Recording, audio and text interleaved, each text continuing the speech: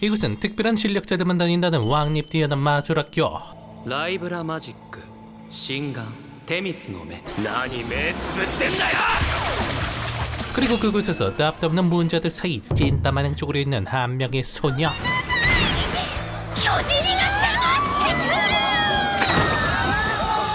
그녀의 이름은 스피카 빠르고 まったく校内で暴れるんじゃないよ 겉보기엔 그저 또라이 같은 반 친구 놈들 때문에 고생하는 평범한 마법 소녀처럼 보이지만 最下位はゼロ匹のスピカバルゴ 사실 그녀는 마법이라고는 한 번도 사용해본 적 없는 일반인 소녀에 불과했는데 지금으로부터 며칠 전 大気よ我に力をこの身に自由を天かける風で地の鎖から解き放て飛べ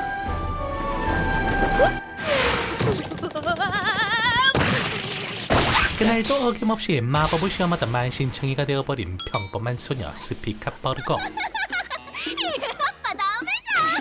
마법이랑은 인연이 없는 평범한 범부로 태어난 그녀였지만 私は絶対魔術師になるんだからこんなことでくじけたりしない 과거 자신을 구해줬던 천재 마법사 클로드처럼 되고 싶다는 열망 하나로 노력을 놓지 않는 그녀였는데 てかスピカも物好きだよねは？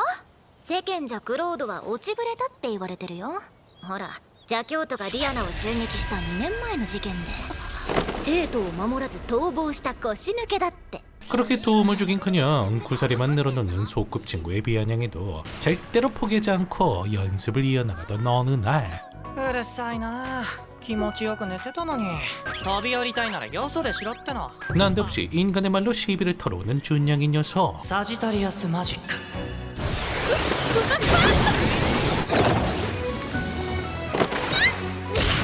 化け猫なんて二度と言うな 수준급 마법을 구사하는 녀석의 정체는 사실 인간 마술사. 과거 일련의 사건으로 저주를 받아 준양의 모습이 되어버렸다는데 師匠と呼ばせてください は 그리고 이런 절호의 찬스를 놓칠 수 없던 스피카. 体で払えというなら恥ずかしいけど少しは頑張ります違う 집사든 뭐든 충실한 켄타기가 되어줄 테니 마법을 가르쳐달라 부탁해왔는데 僕と話せる上に何でもするときたかこれを利用しない手はないないいよ 그렇게 자신의 털에게 마냥 시커먼 속내를 숨기고 그녀의 제안을 받아들인 전양이는 片手を上げ呪文を唱えよピルくださいピルクださい 먼저 그녀의 돈으로 시원하게 생맥 몇 잔 때려주고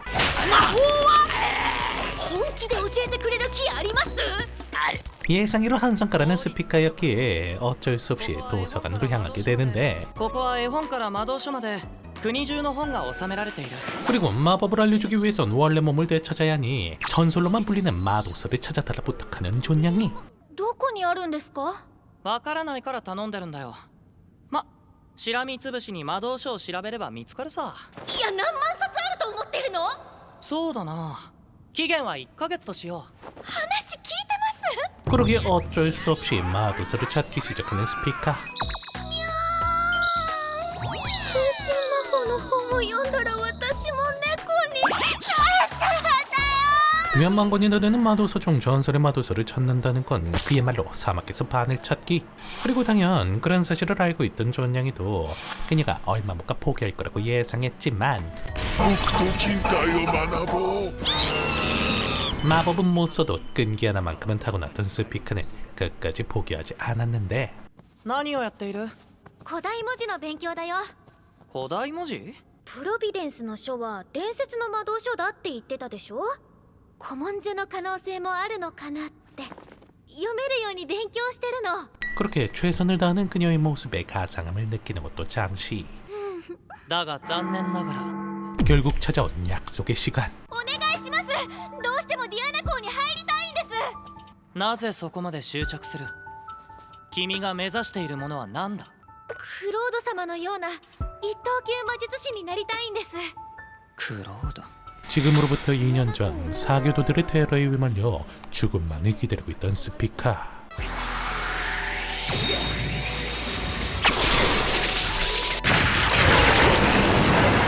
하지만 그 순간 나타나 자신을 구해줬던 클로드란 인물은 그녀에게 있어서는 영웅 같은 존재였는데 하지만 오히려 그런 그녀가 한심하단 듯 녀석이 자리를 떠나려는 그 순간 この表紙よく見たら文字が隠されてませんか？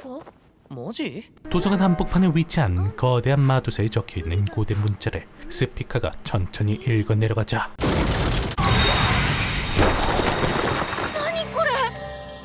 隠し通路じゃないか。でかしたな。きっとここにプロビデンスの書があるぞ。入れるのこれ？ 그러게 서둘러 내부로 들어가 보니 눈앞에 강렬한 이 공간이 펼쳐진과 동시에 我だ 이들이 그토록 찾아다니던 프로비던스의 사가 말을 걸어왔죠. 言わずともわかるスピカバルゴよどうして私の名前を？全能だからなうざっ！ 그리고 녀석이 말해주길 현재 존냥이는 윤회의 마법이라는 금지 마법에 걸려 몸은 사라지고 영혼만 남아있는 상태라는데 そんな戻す方法は？一つだけある 그리고 그 해결의 열쇠로 스피카의 재생 마법을 말해왔으니 傷の回復が異様に早いと感じたことはないか話で済む頑丈さは驚異的だけどさ。 하지만 문제는 で、具体的にどう解くんですか？キスだ 마력을 주입하는 방법이 다름 아닌 キスするのは尻の穴だ何それどうして？ファーストキスがお尻の穴なんて絶対嫌！ 그런데 그 순간 ゲロこの図書館は今 때마침 도서관을 습격해오는 싸교던 놈들 狙いはここの禁書か。私たちはどうしたら？王都から軍が派遣されている頃だろう。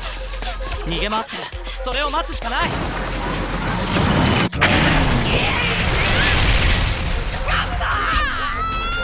하지만 그렇다고 도저히 차키스를 존냥이 똥구멍에 할 수는 없었기에 고민에 잠겨있는 그 순간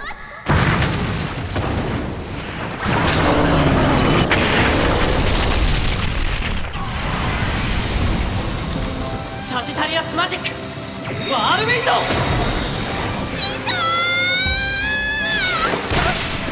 그렇게 무사히 목숨을 부지한 그녀였지만 동시에 밀려오는 크나큰 죄책감 決めたのに強い魔術師になるって。 그렇게 다시금 불구덩이 뛰어든 그녀였고 결국 녀석의 엉덩이에 키스를 하며 마력을 주입하자 ああいいね。2年ぶりの体は。クロード様？ 사실 존냥의 정체는 스피카가 존경하는 천재 마법사 클로드 サジタリアスグランマジック氷球アイシングアロー 천재라는 호칭이 걸맞는 간지나는 마법으로 손쉽게 녀석을 처리해냈죠. まさかクロード様だったなんて。だって気づいてなかったのか。あんな性格ひん曲がった人だと思わなかったし。 어쨌든 원래 몸을 되찾자 바로 태세 전환하는 클로드였지만 超元に戻ってるじゃん。なんで？ 애초에 마법조차 사용 못하는 그녀의 말에게 제대로 된 효과가 있을 리가 있나? おいプロビデンス話が違うぞ。単純にその女のレベル不足だ呪いを受けた者と解く者のレベルが同等でないと完全に呪いを破ることはできぬ 그렇게 어쩔 수 없이 원래 몸을 되찾기 위해서라도 그녀의 마법 스승이 되기로 한 클로드였죠. ようやく会えたねスピカ君。クロード様。君に頼みがあるんだ。僕を助けるために尻にキスしてくれないか。 그렇게 다음날부터 본격적인 특훈에 들어가는 이들. それでは魔法の特訓を始める。まず魔法を使うためには何が大事かわかるか。夢見る心。うわムカつく顔。 인간은 태어난과 동시에 자신이 속한 별자리에 따라 특정 마법 타입을 가지게 되는데 자신이 가진 타입이 아니면 아무리 똥꼬쇼를 하더라도 사용할 수 없는 것이 일반적이랍니다. 師匠、私乙女座です。何タイプですか？落ち着け。 그리고 스피카의 특성은 식물을 자유자재로 움직이는 식물 마법. そういえばプロビデンスの書が言ってた再生の魔法は乙女座の特性なの？いやそんな魔法はどの属性にもない。その話は一旦忘れろ。それが使えることも他言するんじゃないぞ。いいな。 어쨌든 이후 본격적인 훈련에 들어간 이들이었는데 乙女に星々の加護をこの苗に大地の女神の祝福をバルゴマジックアニマ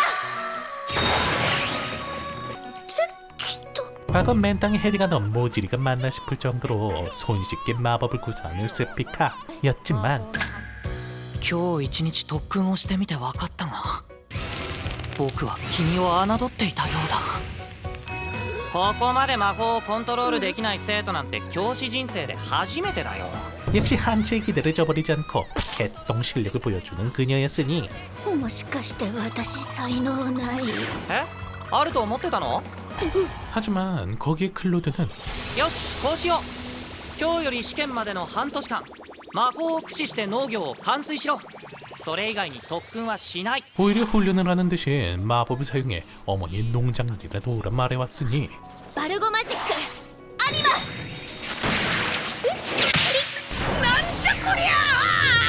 勢いがつきすぎちゃったけど今までで一番うまくコントロールできたイメージが鮮明なほど魔法は強くなるって言っただろそっか 겉보긴 그저 귀찮아서 대충 지어낸 훈련처럼 보이지만 어릴 적부터 농작일을 도왔던 스피카에겐 둘도 없는 맞춤형 훈련법 障害対策先行対策 덕분에 개똥둔지였던 스피카도 나날이 실력이 성장해 나갔고 그 결과 バルゴマジックアニマ 이전에 절망적이던 모습과는 달리 훌륭한 농부로 성장한 그녀였죠. 師匠私これで本当に受かりますかねさあディアナは毎回試験内容も違うし倍率10倍の狭きもんだまあ運次第ってことだ 어쨌든 시간은 흘러 대망의 입학 시험이 있는 날 いや無理っしょ草伸ばす魔法で何ができんの諦めて農家継げばうるさいな 여전히 사람 개무시하는 띠꺼운 친구의 구사리를 애써 무시해가며 심란한 마음을 다잡는 스피카 すごいね試験会場まで送迎なんてなんか緊張してきたなんで 준하게 비정한 경쟁자들과 함께 긴장되는 마음으로 발걸음 옮기는 그녀였는데 なかなかつかないねてか試験会場どこなんだろうディアナはオートにあるのに山奥に来てるし確かに 그런데 그 순간 갑자기 이들 앞에 나타난 거대한 골렘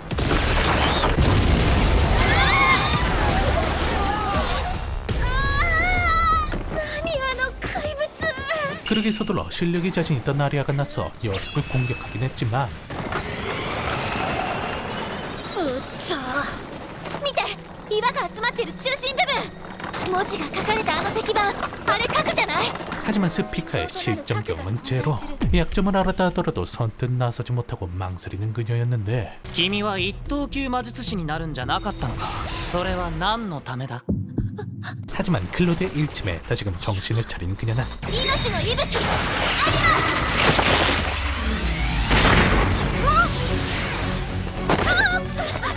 공포로 인해 후들거리는 다리를 진정시켜가며 녀석과 맞서 싸우기 시작했죠.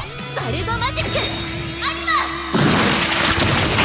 순식간에 씨앗을 발화시켜 녀석을 제압하는 스피카. 農業しかしてなかったんじゃないのあの広い農園を毎日一人作業することで体力や魔法のコントロールが身につき使う魔法も一つに絞ったから短期間でマスターできた 하지만 그런 이들이 우습다는 듯 몸을 죽어내 반격해오는 녀석이었지만 アクエリアスマジックアクアスピア超アリアのこと忘れてない 이 와중까지 싸가지가 없지만 실력은 훌륭한 아리아의 도움으로 무사히 녀석을 처리해낸 이들이었죠.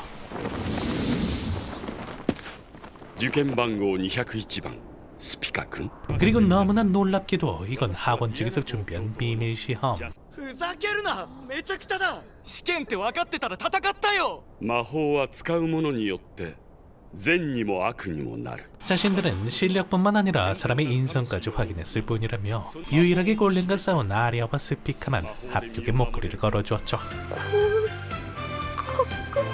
師匠夢じゃないですよね大げさだなスタートラインに立っただけだぞ 그렇게 한치도 예상 못한 깜짝 시험을 무사히 통과하고 학원에 입학한 스피카. 거대한 꽃갈 모자 모양의 세계수한 허그와트 마냥 숨겨져 있던 디아나 마술학교에 당당히 들어서는 그녀였는데,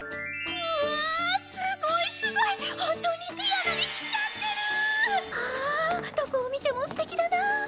みんな気品があって優雅で、さすが名門校。 浮かれすぎるなよバカ丸出しだぞ 그리고 그런 그녀를 반겨주는 웬일로 사람의 모습을 하고 있는 클로드. はいはーい。 물론 저주가 풀린 것은 아니고 선생으로 복직한 녀석을 위해 매일같이 스피카가 똥꼬망에 키스를 하게 된 것이었으니, とにかくここは協力し合うべきだお互いの目的は同じく君を一等級魔術師にすることなんだから 어쨌든 클로드가 자리를 떠나고 どうしたらいいの？誰かいませんか？ 이번엔 대놓고 벽에 박혀있는 같은 학년 친구와 이웃장을 만나 학교를 둘러보는데, 怪我はない？よく見せて。大丈夫です。よかった。君のように美しい人に傷がつかなくて。美しい。 그런데 여자라면 사족을 못 쓰는 여미수 새끼를 시작으로 そこの美しいお嬢さん。ごめんね。君と話がしたくて。 딱 봐도 양아치 같아 보이는 중성 미남. そこの二人喧嘩はやめなさい喧嘩はいけないわみんなが注目しちゃうじゃない 거기에 허벅지가 무슨 통나무 마냥 두꺼운 지려버리는 하체를 가진 누님까지. 何目つぶってんだよ。レオマジックライアンクイーン 아주 그냥 짬통을 가져와도 이것보단 정상적이겠다 싶을 정도로 총체적 난국인 상태였죠.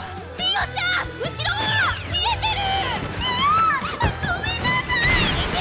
巨人が迫ってくる。まったく校内で暴れるんじゃないよ 그리고 역시나 예상했겠지만 이곳에 모인 이 답도 없는 녀석들이 앞으로 3년간 그녀가 같이해야 할 같은 반 녀석들. 오명을 쓰고 있던 클로드를 위해 교장 선생님이 직접 준비한 희대의 문제아 집단이었죠. どうなるの私の3年間。 어쨌든 다음날 본격적으로 시작된 학교 생활. 遅いぞそれが人に物を頼む態度ですか。もうやだ、毎日キスするなんて。 스피커의 목표는 1등급 마술사. 물론 학생이 1등급 마술사가 된다는 건 이 싸가지 없는 클로드 빼곤 이뤄낸 적 없는 극악의 난이도였지만, 그렇다고 매일마다 똥구멍에 키스를 할 순 없으니 마음 독하게 먹는 스피카였는데, 先生早口で覚えられない。 하지만 지금껏 일반 학교만 다니느라 난생 처음 듣는 마법 지식에 정신 못 차리는 스피카. 僕の授業は魔法実技だ今日はまず君たちのレベルを測るために魔法を使って30分以内にロップホーンを捕獲してもらう一般人では捕獲困難なレベルだが優秀なディアナの生徒なら楽勝だろうまさか一匹も捕獲できないなんてノロマはいないよな 그렇게 부담감이 100배인 상태로 어찌저찌 실기 수업에 들어가는 그녀였지만, スコルピオンマジック、切り刺さり。キャンサーマジックホラースカボス。 역시나 준수한 성과를 내는 같은 반 녀석들과는 반대로 バルゴマジック、アニマ。嘘、早っ。かすりもしない。 처참한 성과를 보여주며 자존감만 더욱더 떨어진 그녀였죠. いやー残念だったねスピカ君何やってるんだセンスもゼロか放課後補習をしようこのままじゃ退学コースだぞ分かってるのかはい。 그렇게 그날 밤 스피카를 불러낸 클로드. 来るのが遅い下を向いてチンタラしてるから歩みが呪いんだここは天文台だリアナにはいくつもある 그리고는 뜬금없이 별자리 얘기를 이어나갔는데, あの大きくて青白い星はスピカ知ってる。私と同じ名前のやつだ。スピカは一つの星に見えるが実は接近する二つの星が高速回転して一つに見えているんだ 듣기엔 그저 보충 수업을 하는 것처럼 보였지만, だからまああれだ一つでは弱い光も二つ合わせればとてつもない力になるってことだ 처음에 자신을 만나 도와준 그날부터 한 번도 포기하지 않고 노력해온 그녀를 격려하기 위한 녀석만의 츤데레식 응원이었죠. 笑ったら元気出ました。何がそんなにおかしい言ってみごめんなさい 자, 과연 이들은 앞으로 무사히 저주를 풀어내고 원래 몸으로 돌아갈 수 있을지 아주 정석적인 스토리를 보여주는 판타지 애니메이션. 물론 고양이 똥구멍에 키스한다는 말도 안 되는 설정이 있긴 하지만 어쨌든 그래도 준수한 작화의 틀을 벗어나지 않는 스토리가 라이트하게 즐길 수 있는 작품이오니 관심이 있으신 분들은 검은 고양이와 마녀의 교실 한 번쯤 보시는 걸 추천드리며 다음번 리뷰가 돌아오는 그날까지 행복만 가득하시길. 그럼 이만.